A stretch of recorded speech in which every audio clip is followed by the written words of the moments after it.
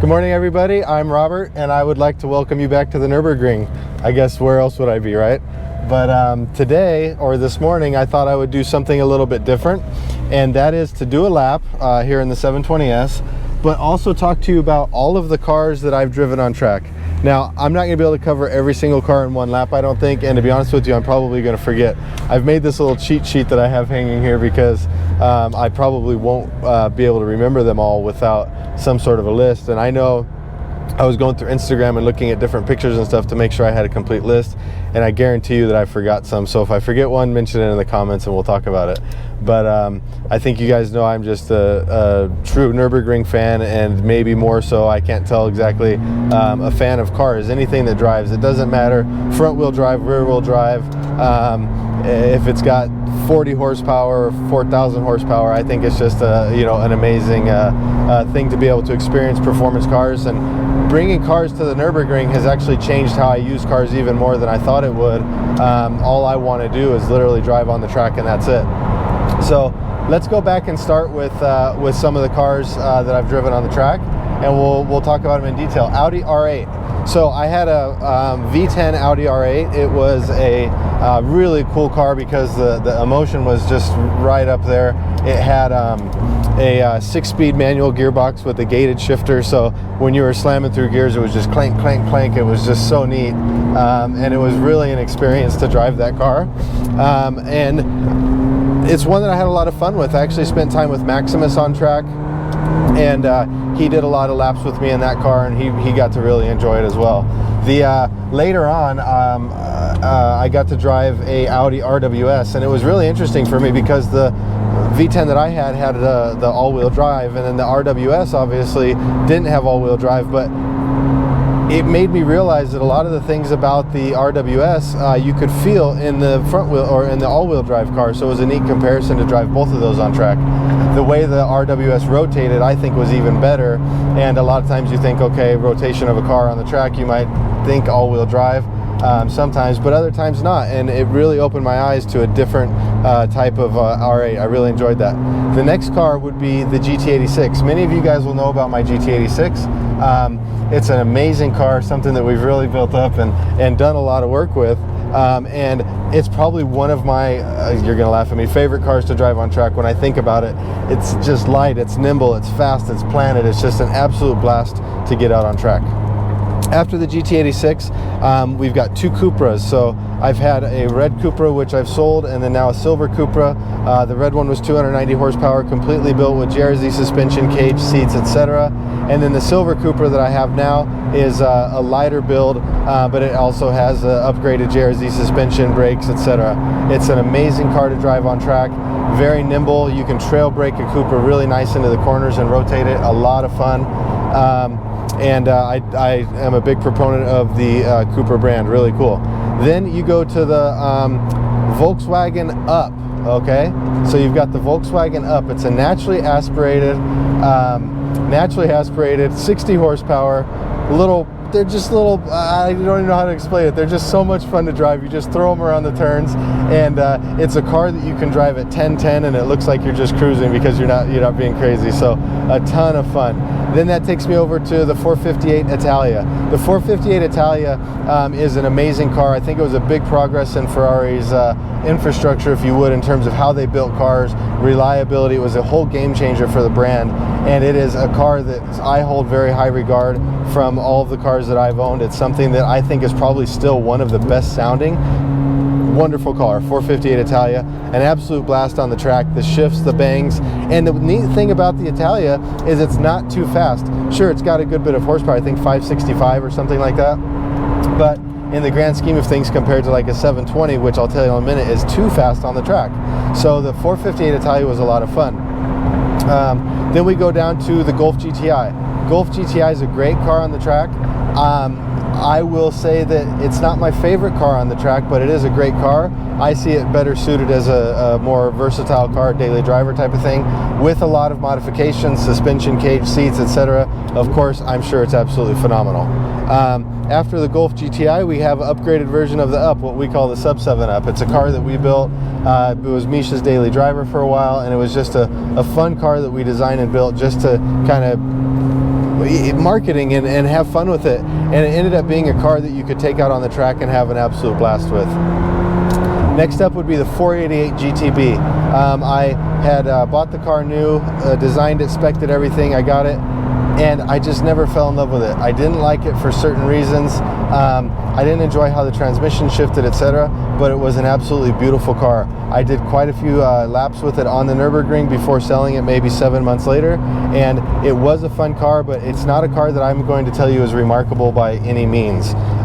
After that, a car that we've had a lot of fun with as a family, the Volkswagen Tiguan. We spent many laps with Tiffany in the passenger seat just cringing because a big car that rolls and everything, kids in the back seat just having an absolute blast, laughing and giggling. And the Volkswagen Tiguan is a car that we just really enjoyed. Take every curb and all the curb, and we probably did 50 or 60 laps in that car as a family. So that was a lot of fun. Another car that you guys are probably familiar with is the 488 Pista. The 488 Pista is a brutally fast car. It's a car that you can just get on and it just accelerates the gear shifts. I think of all the cars that I own out of the Apex, the 488 might be the fastest car when you apply the power out of the Apex. Obviously corner speed and different things like that might go to the GT2 RS. Straight line speed goes to the 720 when you get running, but straight right here, you hit the gas out of the Apex, it's got the most traction and the most power putting to the ground. So that's a fantastic car. So we go from the fastest car to one of the slower cars is the BMW 218i. We built that car as a beginner's car. It's a true car that somebody can just jump in, go have fun with. It's way over engineered in terms of suspension, mapping upgrades and things like that. So much fun to drive, so nimble. You can just floor it through half the track and it just goes.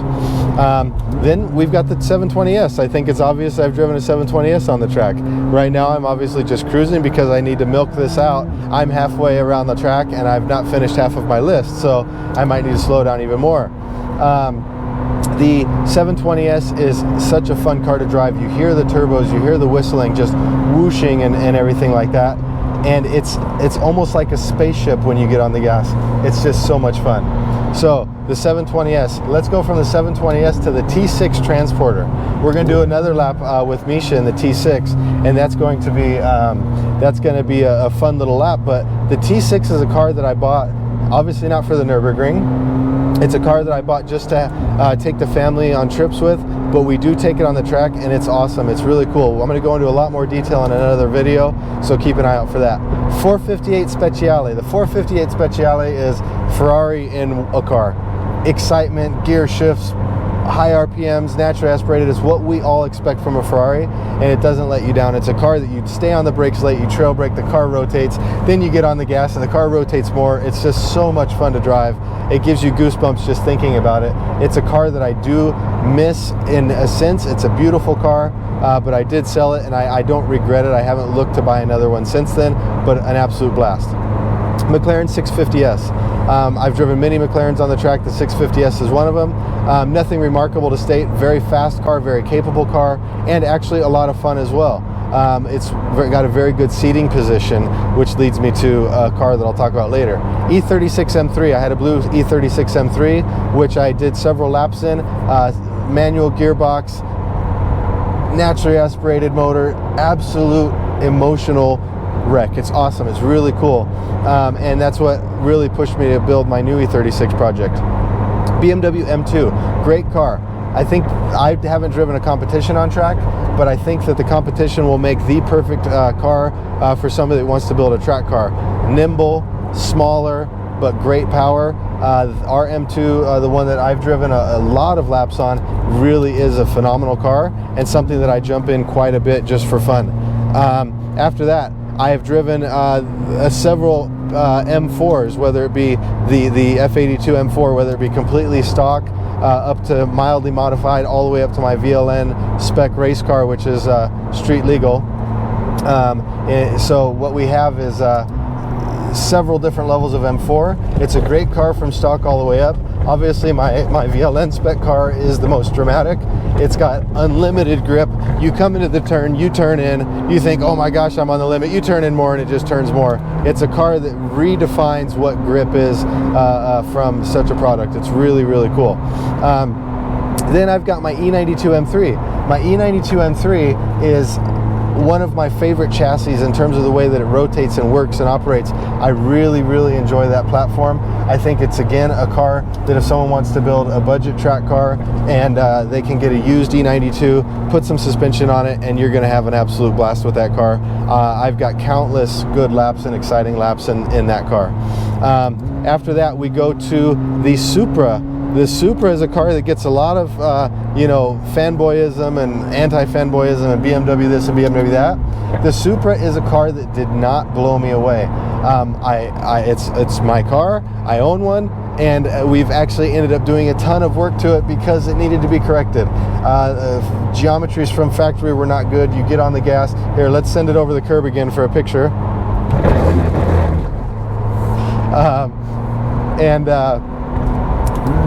It's not a car that blew me away. We had to do a lot of work to it. You get off the gas at high speed, the back end wobbles around, but we're working on it, we're correcting it, and we'll do a video on that car soon as well. 675 LT Spider. Talk about an exciting car. You put the back window down, you do a lap with the top open. Top open laps are amazing. You get to the point where you time your shifts at certain places and you hear the crack and pops and bangs, and it is a very, very fun car. It's a special car, it's a spectacular car, and it's one that I really do enjoy on the racetrack. Let's go down to some Porsche products. GT3 RS, Mark II 911 GT3 RS. I spent a lot of laps in that car. Emotionally, the sound of the motor, the excitement is top. It's right up there with Speciale and the E36 M3, in my opinion, in terms of sound on the track. That's something that I really do enjoy is the GT3 RS. And it's a beautiful car in my opinion, and it's ultimately what led me to get a GT2 RS, which is the next car on my list, and then modify that up to a GT2 RS MR spec. Going to the MR took away all of the things that I didn't like about the GT3 and the GT2 with stock suspension, etc. You jump right here, you land, the back kind of woggles around, and then you turn in, and it doesn't give you the most comfort. But with the new Manthey Racing setup, that's all gone, and you're just planting it on the gas and going through. How about the 600 LT? 600 LT is a car, McLaren 600 LT is a car that is right there with the E92 in terms of the best chassis that I've driven on the racetrack. And now when I say E92, keep in mind it's a fully built, top level spec E92 M3, so it's not just a stock car. But the 600 LT has a chassis that rivals that. You come through here, you rotate the car, and you feel what every single corner of the car is doing, and it is just unbelievable. One of my favorite drives, one of my favorite cars to go out and drive. It's not the fastest car, but that's not necessarily what it's about. Cayman GTS, wet specialist. If it's wet out and I want to go a little quicker, I take the Cayman GTS. If it's wet out and I want to go a little bit slower, I take the Polo GTI. So we can talk about those both in the same sentence. That's kind of funny. I've driven obviously several Polo GTIs on the track. Absolutely love them. Great chassis, great trail braking, fantastic in the wet, very good response. So Cayman GTS, a very well balanced car, a lot of fun. The one I have is the turbo model. And whereas it doesn't give the emotion of the naturally aspirated motor, it gives you a lot of torque, and that's fantastic. We're running out of time here. F80 M3. F80 M3, built, obviously you've seen our car, we've built it. 4 seats, bucket seats, cage, 4 sets of harnesses. It is unreal to go around that car fully loaded, and it's something that I built just out of passion, and I can't speak highly enough about driving that car on the racetrack. Totally cool. Ferrari FF. The Ferrari FF is something that I've driven on many occasions on track, full with my family, the V12 screaming at you. It's something. You can feel the weight of the car though. You can feel how much brake pads you're going through. You know the brake discs are hitting you, but it's just addicting putting your foot on the gas and just going for it. BMW 330i Touring. BMW 330i Touring is, and it's a diesel as well. It's so maybe it's not 330i, maybe 330d, but it is a fun car. It is so well balanced. I think the way to go might be to build an M3 out of a Touring, because the balance is perfect, and you could get bucket seats in the back because there's no fuel tank right there. But that is the coolest car to go out and drive. It's a complete sleeper, and it's fast. And we made it just in time for the last car that I can remember right now is my 675 LT. I just yesterday did my 1000th lap on the Nürburgring in the 675 LT. Not my 1000th lap, the car's 1000th lap. I love it. It's a car that has just so much emotion, from the intake sound, the exhaust sound, the cracking of the exhaust. It's all carbon fiber, it's lightweight, the car weighs under 1,300 kilograms. It's just such a blast to drive, and it was really fun for me yesterday getting to do the Cars 1000th lap yesterday. But that's it. That's a quick review of the cars that I can remember that I've driven on the track. There's several more friends' cars. Oh, Golf R. I drove a Volkswagen Golf R that belonged to a friend. Different things like that I'm not thinking of. Probably 20 more, 30 more cars that I'm not thinking of. But this is just a little list of what I can come up with real quick and give you my impressions on. Anyways, I hope you guys enjoyed, and have a good one. I'll catch you guys later.